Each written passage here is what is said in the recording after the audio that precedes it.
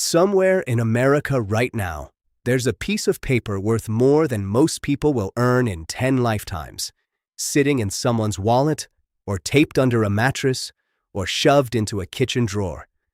And the person who owns it has no idea that the next 7 days will decide whether that piece of paper turns into freedom or into the beginning of the worst chapter of their life. Because here's the part nobody tells you. Winning the lottery isn't the hard part. Surviving what comes after you win is the hard part. And the winners who actually keep their money, the ones who are still rich 5, 10, 20 years later, they all did the same handful of things differently in the first 72 hours. Not after they claimed the prize, before. Okay, quick question before we get into this, and I actually want you to answer it. If you found out tomorrow that you were holding a winning ticket worth $300 million, what is the very first phone call you would make? Would you call your mom, your best friend, a lawyer you've never met? Drop your answer in the comments. I read every single one of them, and I want you to make your guess honestly before you keep watching. Because in a minute, I'm going to show you what the real winners did, and I think it might surprise you how different it is from what most people would instinctively do. And while you're down there, take a guess at something else too.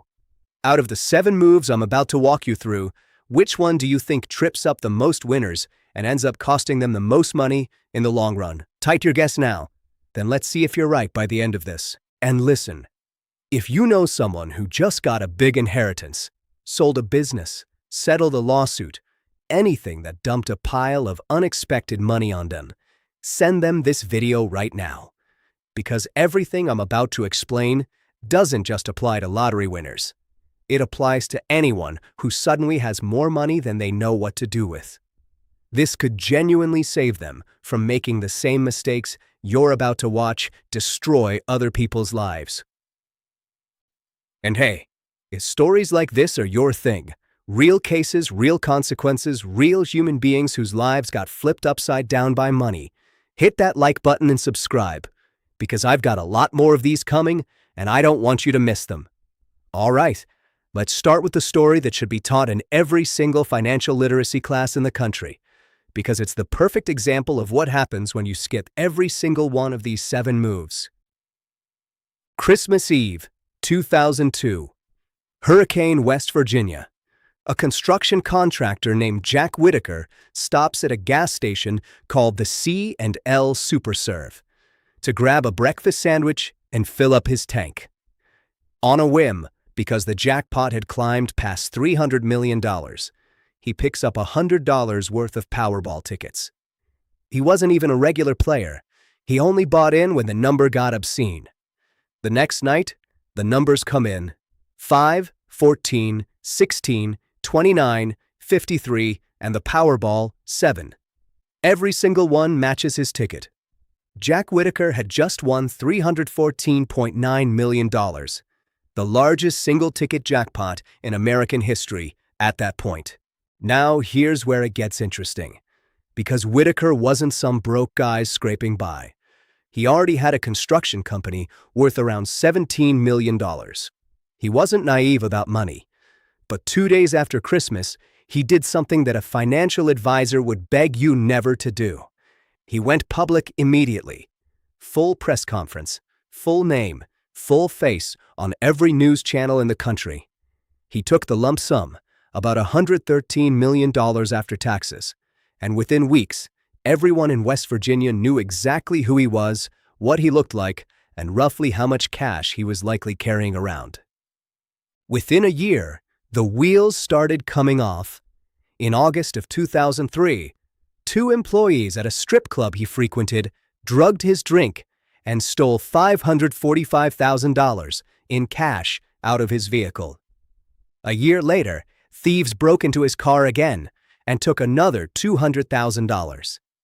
Lawsuits started piling up from people claiming he owed them money or had wronged them somehow.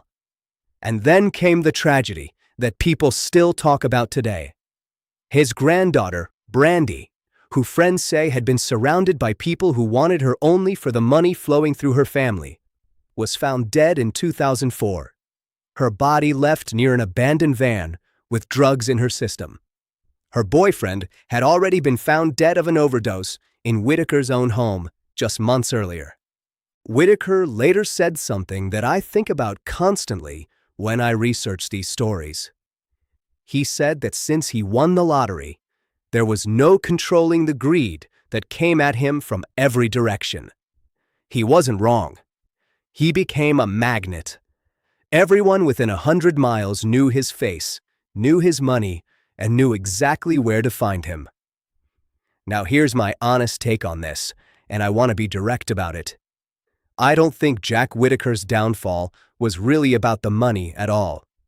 I think it was about visibility. The second his name and face went out to every television in the state, he stopped being a private citizen and became a walking target. People didn't rob him because he was rich. Plenty of rich people never get touched. They robbed him because they knew exactly who he was, what he looked like, and that he was likely carrying cash. If there's one lesson buried in this entire tragic story, it's that the moment you win, your first job isn't to celebrate. It's to disappear. Which brings us to move number 1 that smart winners make before they ever walk into a lottery office. They do not sign the back of the ticket with their real name, and they absolutely do not go public before they've talked to a lawyer. I want you to sit with that for a second, because it sounds almost too simple to matter. But here's a story that proves just how much that one signature can change everything. January 6th, 2018. A woman in Merrimack, New Hampshire, buys a Powerball ticket at a place called Reed's Ferry Market. The numbers come in, and she's just won $559.7 million, one of the largest jackpots in Powerball history at the time. Like most winners, she does exactly what the lottery website tells her to do. She flips the ticket over and signs her real name on the back, because that's the standard advice. Sign it so nobody else can claim it if it gets lost or stolen. Except, here's the twist nobody warns you about. In some states, the moment you sign your legal name on that ticket, you have just legally forfeited any chance of staying anonymous. This woman found out days later, after speaking with attorneys, that if she had simply created a trust first and had a trustee sign the ticket instead of her, her identity could have stayed completely private. But she'd already signed it. Her real name was already attached to $560 million. And under New Hampshire's public records laws, that made her identity a public document. So she did something almost nobody had done before. She sued her own state lottery commission.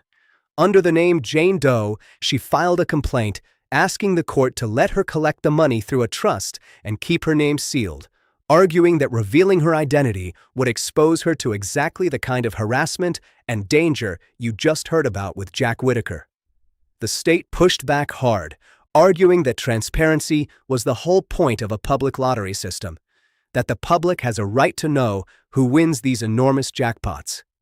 For weeks, it was genuinely uncertain which way the judge would rule. In March of 2018, Judge Charles Temple ruled in her favor. He said there was no doubt in his mind that if her identity was released, she would face what he called an alarming amount of harassment and unwanted attention. She was allowed to collect roughly $264 million after taxes, with only her hometown made public, never her name. Now, quick pause here, because I want to know what you think. Out of every case in this video, which one shocks you the most so far? Jack Whitaker going public and everything that unraveled after, or this woman almost losing her privacy over a single signature? Drop it in the comments, because honestly, this next part of the story is exactly why I think signing that ticket matters so much more than people realize. Here's my take on the Jane Doe case. I don't think she made a foolish mistake. I think she made the exact mistake 99% of people would make, because the lottery's own instructions told her to sign it. That's the terrifying part. She followed the rules, and it nearly cost her everything she was trying to protect. The lesson here isn't just about lottery tickets specifically, it's about a much bigger principle. Never take the first piece of advice handed to you by the very institution that's about to hand you a fortune. Get your own independent legal advice before you do anything permanent, including something as small as flipping a ticket over and grabbing a pen. That's move number 2. Before you sign anything, talk to an attorney who specializes in exactly this and find out what your specific state allows. Some states, like Delaware, South Carolina, and Texas, let you claim anonymously through a trust with no lawsuit required. Others, like California, don't allow anonymity under any circumstances. You need to know which category you're in before you make a single move. Move number 3 follows directly from that. Set up a trust or a legal entity before you ever walk into the lottery office. This is exactly what that New Hampshire woman learned too late. A properly formed revocable trust, set up with an attorney, lets a trustee claim the prize on your behalf. Your name never has to touch a single public document. It also gives you a legal buffer. When distant cousins and old classmates start reaching out asking for money, and trust me, they always do, you can honestly say the money isn't legally yours anymore, it belongs to the trust, and the trustee makes those decisions.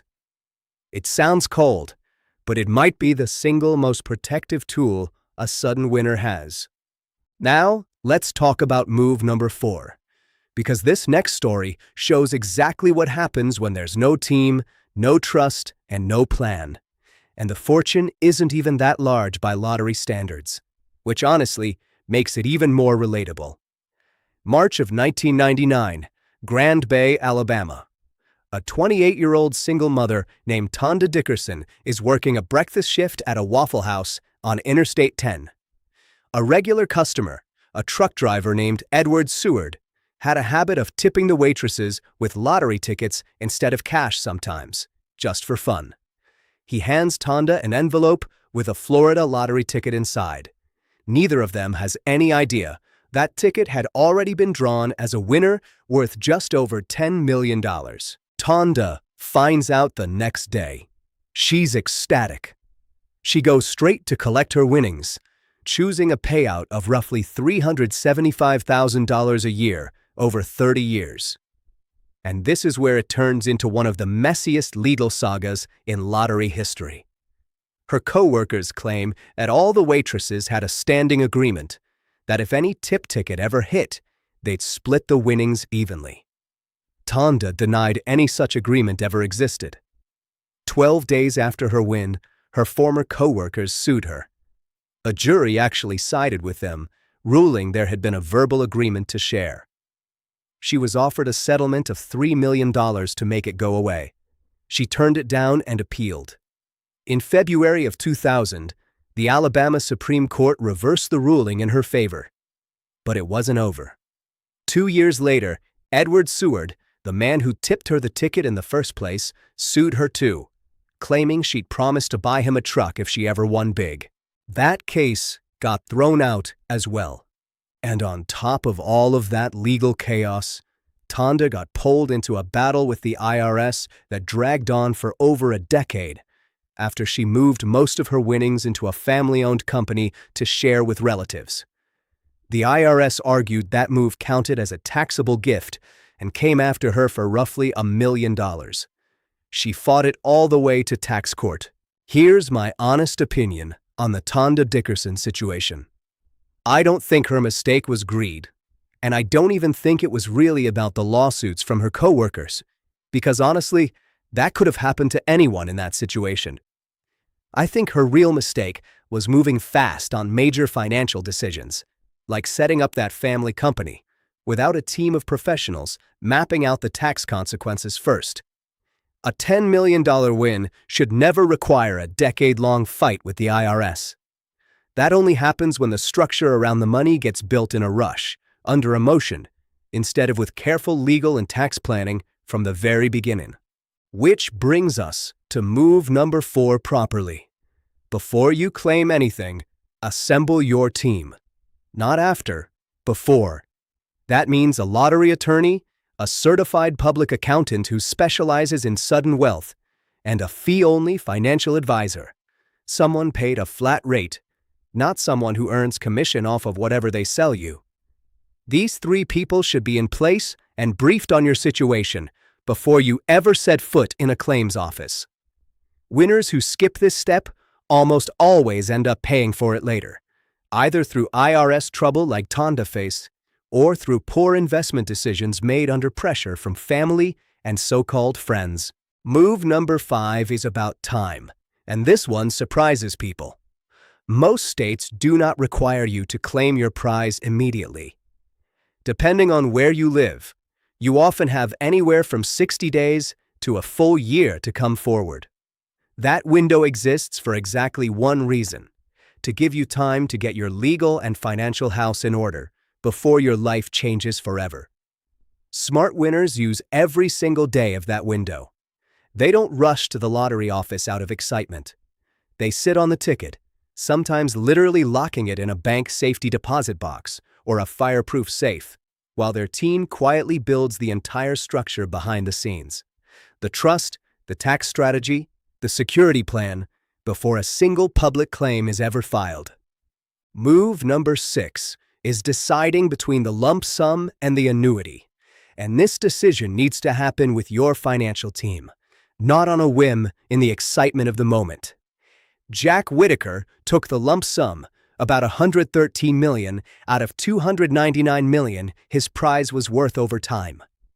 Tonda Dickerson chose the annuity, spreading her $10 million out over 30 years, specifically because she didn't trust herself or the people suddenly surrounding her to manage a massive lump sum responsibly. There's no universally right answer here. It depends entirely on your discipline, your age, your family situation, and frankly, how much you trust yourself under pressure. But this decision should be made with real financial modeling behind it, not gut instinct in a moment of adrenaline. And move number 7, the one that I think matters more than almost any other, is building your privacy and security plan before the money ever touches your bank account. That means new bank accounts with enhanced security, considering whether to change your phone number, thinking carefully about whether you move to a new home, and having honest, difficult conversations with close family about what they can and cannot expect from you financially, before the requests start pouring in, not after. Jack Whitaker never got the chance to do this because his identity was public within 48 hours. The Jane Doe winner in New Hampshire only managed to protect herself because she fought for it in court after almost losing the chance entirely. If you ask me, and I've looked at dozens of these cases while putting stories like this together, the single biggest difference between winners who thrive and winners who get destroyed isn't luck, and it isn't even the size of the jackpot. It's speed. The winners who slow down, who treat that first week like the most important negotiation of their entire life instead of a party, are the ones who are still financially secure a decade later. The ones who rush, who sign first and think later, who tell everyone immediately, who skip the lawyer because they're too excited to wait. Those are the stories that end up exactly like Jack Whitaker's, or nearly like that New Hampshire woman's, if she hadn't fought back in court. Here's the lingering thought I want to leave you with. A lottery ticket doesn't actually change your life the moment the numbers match. It changes your life the moment you decide what to do next. Everything that happens after that, the lawsuits, the trust funds, the tragedy, or the quiet protected freedom, all of it gets decided in those first few critical days, long before anyone ever sees your face on the news. So here's my question for you, and I genuinely want to know, out of these 7 moves, which one do you think you'd actually forget to do if this happened to you tomorrow? Be honest in the comments. I promise there's no judgment, because I think most of us would make at least one of these same mistakes without even realizing it. If this video opened your eyes even a little, do me a favor and hit that like button. Share it with someone who needs to hear it before they ever get the chance to make these mistakes themselves. And subscribe if you want more true stories like this one, because there are a lot more of these cautionary tales still to tell.